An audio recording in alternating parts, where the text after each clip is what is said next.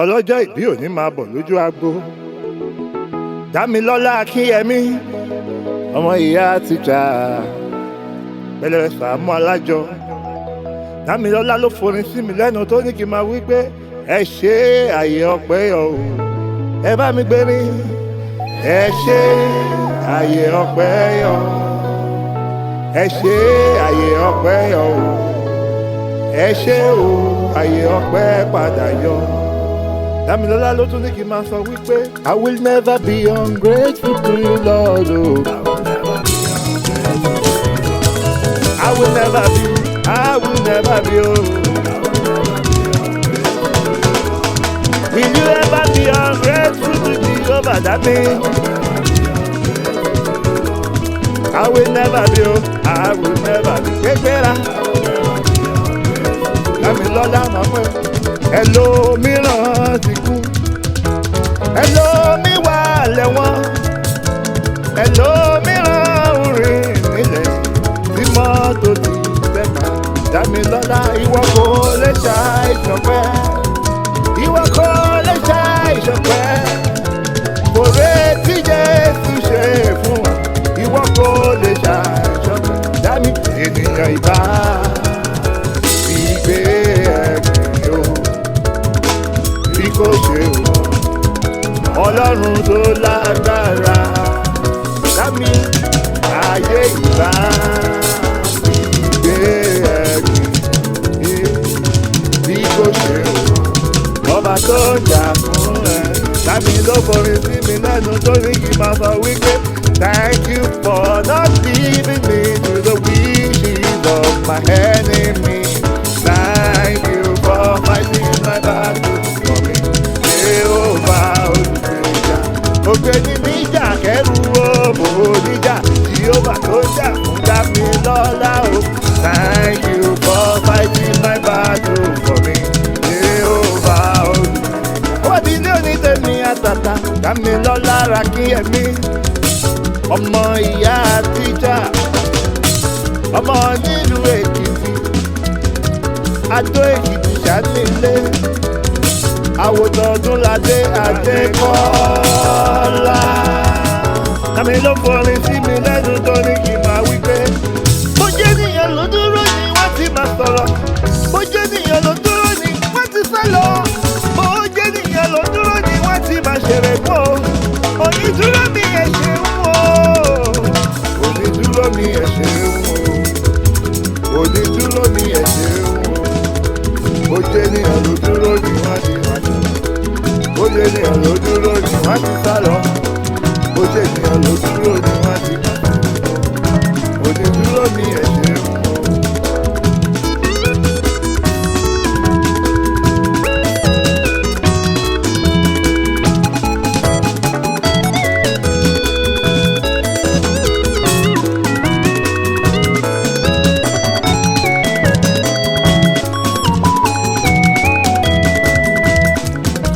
Mi tọ́jú òní tèmi pàtàkì yìí. Àwọn tí Damilola tí mo bá ròjò.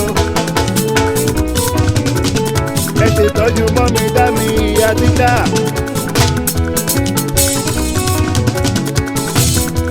Ẹ bá mi tọ́jú àbọ̀sọ̀rọ̀ Odunlade Adekola o. Ọ̀gá pátápátá OAFPTV o.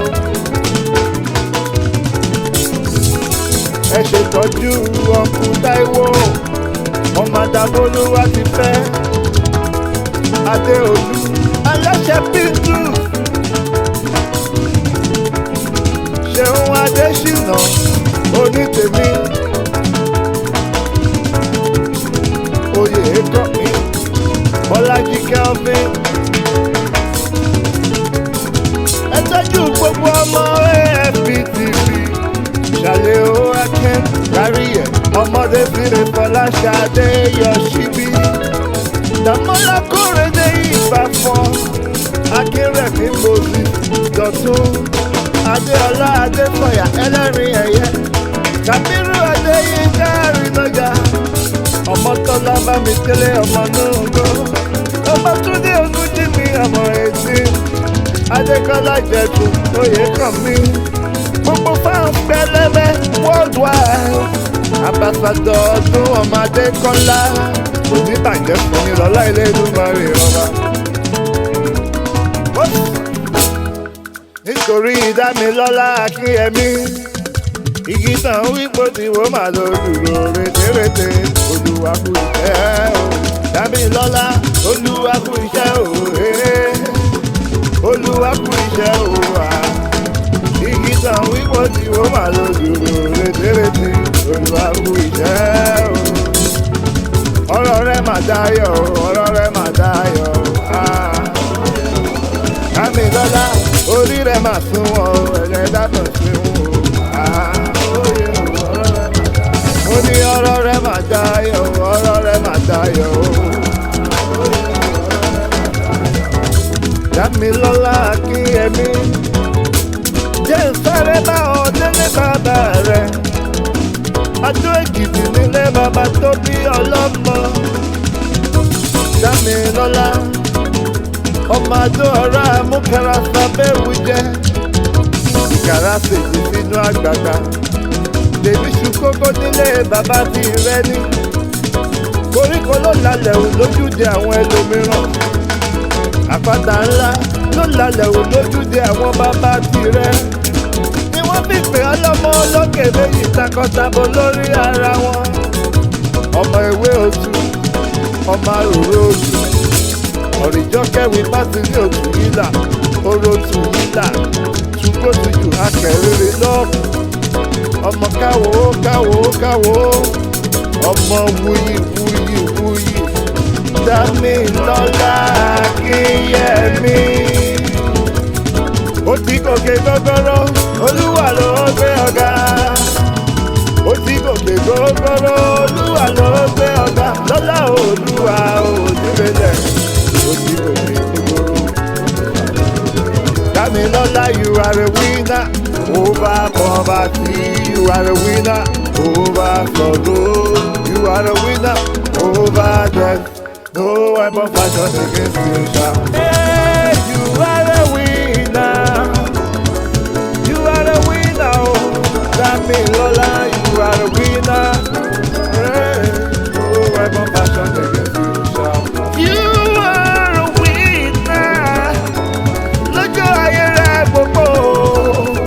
Washa malekesha over that no